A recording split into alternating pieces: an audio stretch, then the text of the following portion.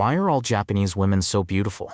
You might think it's just genetics, but you would be totally wrong. You see, they've been taught about skincare from a very young age. By the time they enter middle school, they're already familiar with the basics of makeup. For them, skincare isn't just about looking pretty, it's part of a culture of health. The earlier they start, the easier it is to maintain clear, radiant, and youthful. 3 things in Japan that just make sense. First, muscle pain sheets. Stick them on and soreness fades like magic. Second, mosquito repellent stickers. No deadly bites, just a patch that keeps them away. And the last, nose shapers.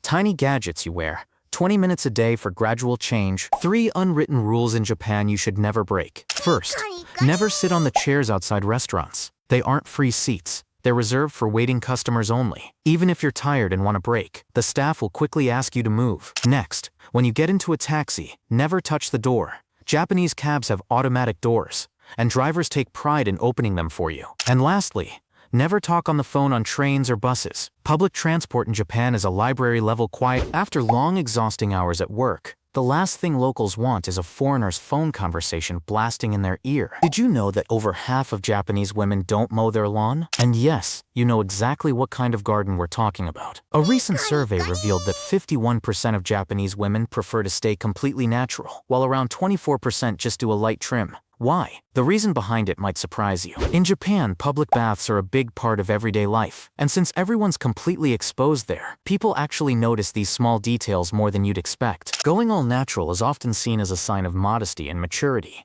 If you show up with your lawn perfectly mowed, you'll definitely stand out and people around you might even stare or ask about it. So a lot of women choose to keep things natural. Did you know many Japanese wives choose not to remarry after their husbands pass away? Why? When a husband dies, of course, the wife is heartbroken. But something unexpected happens next. The money starts coming in. If the house was under the husband's name, the remaining mortgage is usually cleared by loan insurance, meaning the home becomes fully hers. Most Japanese families rely on one income, so husbands often buy large life insurance policies. If something happens, the payout can support the wife and kids for years. Not only that, she also continues receiving around 70% of his pension. But there's a catch. If she remarries, those benefits stop immediately. Why do many Japanese girls confess first?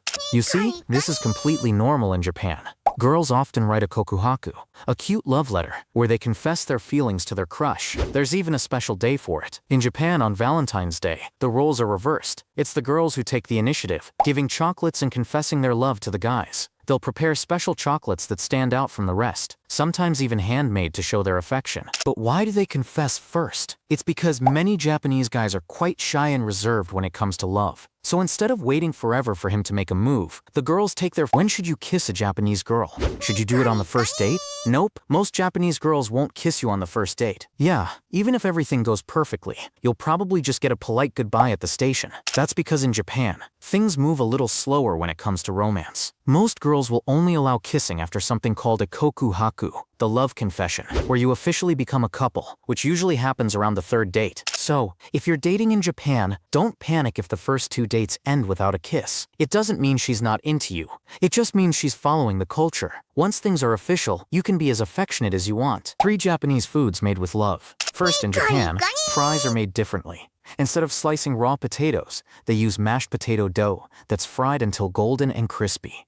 The result, a soft, creamy inside with a light crunch outside, completely different from regular fries. Next, this chef is famous in Japan, not just for her beauty, but for her big heart. She's a nanchan, the udon craftswoman from Gafue, who left her nursing job to take over her father's restaurant. Every morning, she kneads dough by hand, creating udon that tastes like love and dedication in every bite. Lastly, umiwaka sushi is known for its gigantic sushi roll that weighs over 11 levens. It's stuffed with more than 10 kinds of fresh seafood, and usually shared by 10 or more people, making it the star of any celebration. Did you know many Japanese women lose control over their own lives the moment they get married?